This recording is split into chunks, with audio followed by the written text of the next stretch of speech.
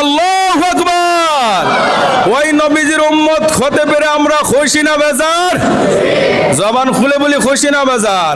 সর্বপ্রথম আসরের ময়দানে যিনি সুপারিশ করেন ওরা থাকবেন, তিনি অন্য কেহ না, তিনি আপনি আমার নবী রহমাতুল লিল আলামিন নবী মুহাম্মদুর রাসূলুল্লাহ সাল্লাল্লাহু আলাইহি সাল্লাম। জুড়ে বলি সুবহানাল্লাহ।